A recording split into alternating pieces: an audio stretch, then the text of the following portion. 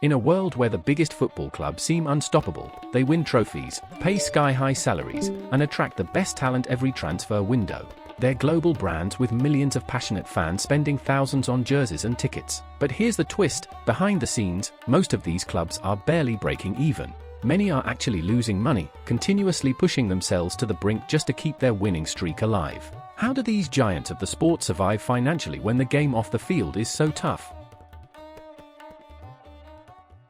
To really get how football transformed into a billion-dollar business, we have to go back to a game-changing moment in 1973. That's when a German club, Eintracht Braunschweig, became the first team ever to wear a sponsor's logo on their jersey, opening the floodgates for money to flood the sport in ways no one could have predicted. Step into the world of the 21st century's football revolution, the English Premier League. It's hailed as the most competitive and thrilling football league on the planet, captivating over 3 billion viewers across more than 200 countries annually, rivaling the global spectacle of the World Cup. Amidst this fierce battleground of clubs, one name towers above the rest: Manchester United. Over the past 13 years, this iconic club has relentlessly chased financial success, prioritizing profits and investors even when the team's performance on the pitch faltered. While Manchester United's fans yearn for glory, the club funneled tens of millions in dividends to its owners, drawing criticism from fans, former coaches, and experts who called it more a commercial empire than a football club.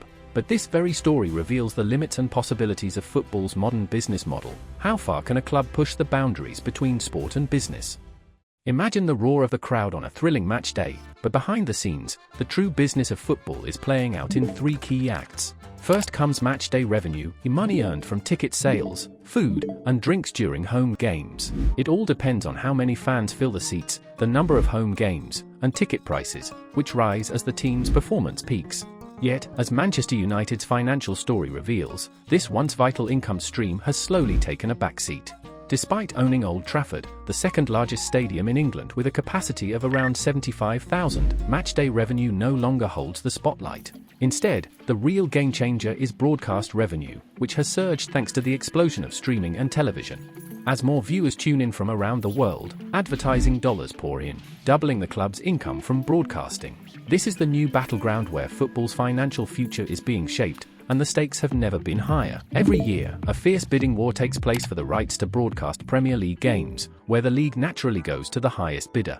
But the real drama lies beneath the surface. In order to secure a share of this massive broadcast revenue, clubs must simply avoid relegation. As long as a club stays in the Premier League, it's guaranteed a slice of this lucrative pie, with broadcast revenue alone making up 34% of Manchester United's income since the late 2000s. It's in commercial revenue where Manchester United has truly rewritten the playbook. The club allows brands from all walks of life to attach themselves to its global image in exchange for hefty fees. These brands eagerly pay top dollar, betting that associating with Manchester United's worldwide fame will skyrocket their own visibility and sales. In the world of football, any space that can hold a logo is up for grabs, and Manchester United has mastered this art of monetization. But here's the twist: while their commercial deals have flourished, the team's on-field performance has been sliding, and a shocking 15th place last season, plus a painful Europa League final loss to Tottenham. Yet, commercial revenue never faltered. It kept flowing despite the struggles. The club doesn't have to win every trophy, but it can't afford to lose its edge.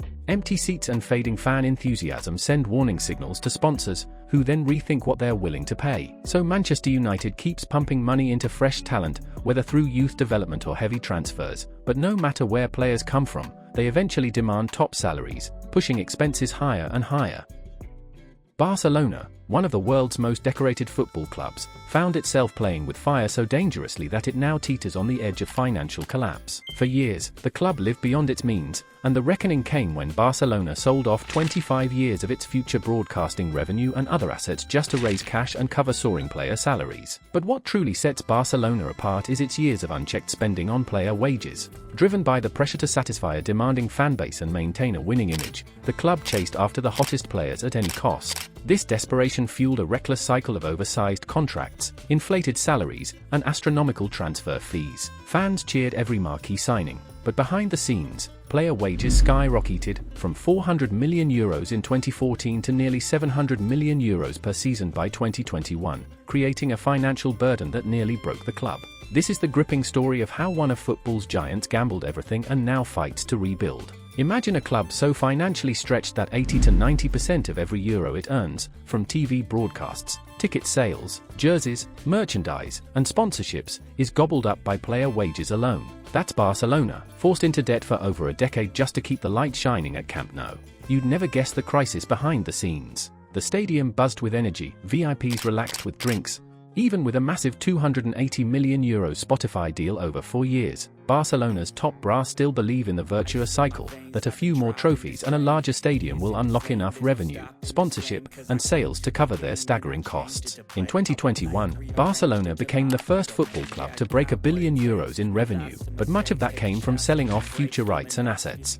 The financial struggles behind the scenes explain why the European Super League keeps drawing attention among the elite clubs of Spain, Italy, and England. The truth is, the traditional business model for football clubs is deeply flawed, meaning the only real way to boost revenue is to stage more high-profile, high-viewership games. These marquee matchups unlock a cascade of earnings, more advertising real estate, higher sponsor spending, premium television rights, and bigger merchandise sales. The Super League aimed to create an exclusive competition featuring only 20 of the world's top clubs and best players. This exclusivity means fewer teams share the pie, so each club pockets a much larger slice. That's a stark contrast to how broadcast revenue is currently split across countless teams, from minnows to giants, in the Premier League and Champions League, where the money is spread too thin for big clubs to truly capitalize. When clubs are backed by billionaire owners, they don't need profits, they can spend heavily without worrying about returns. But the moment they focus on profitability, cutting player salaries and trimming expenses, the quality on the field inevitably takes a hit. Just look at Manchester City, bankrolled by Saudi oil wealth. Despite posting losses worth hundreds of millions of euros in recent years, the fans, owners,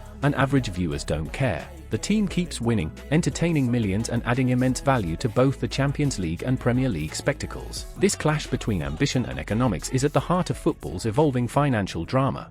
So, what really matters for football? Is it about building financially sustainable clubs, or delivering the most thrilling on-field action, even if that excitement comes from billionaires with endless resources? The future of the sport is still unwritten, and that's why it's so fascinating. If this video sparked your curiosity, make sure to hit that subscribe button and join us for more deep dives and stories on the game we all love.